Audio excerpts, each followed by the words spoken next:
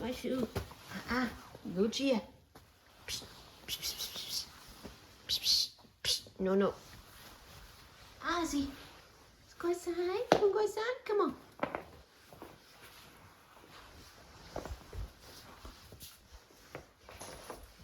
Let's go outside.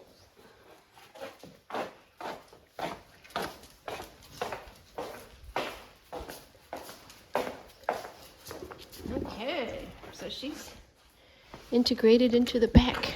And she's ready to go play. Oh, come on. Come on, baby. Oh. Oops. Yeah, Dolce's been gentle with her. For the most part, she's been very motherly to her. And Ozzy, too, been gentle with her.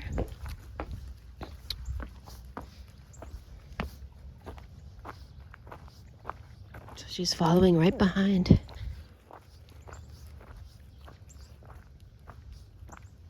So very good.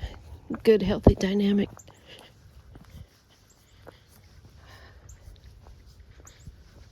Oh, and there she goes, Pee-Pee. Good girl. Good girl, Pee-Pee. Good girl, go Pee-Pee. So I mark it. Every time she goes outside, I mark that with a good, positive. Good girl. Positive reinforcement. Ozzy just peed over it. Hey, baby girl. Come on, Tux. Tux is the only one that has not taken to the puppy yet. Yeah, again, but yeah, like I said, I think I mentioned it maybe in an earlier video that Tux has been like that when Ozzy was a puppy, as well as with Dolce when she was a puppy. He was very standoffish to them, and then he warms up to them gradually. It just takes a while to warm up to them. But interestingly, the two Cane Corsos took right to the puppy. See, Tux is not having it. He's like, I'm not having it with your shenanigans.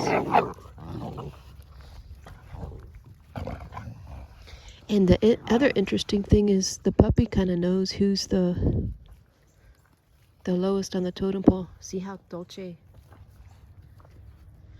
will tell Tux to back off. She'll kind of get between her. Here she comes. She'll get between Tux and the puppy. It's very protective. What's that, Tux? No, Jigger. So I gotta be sure not to. See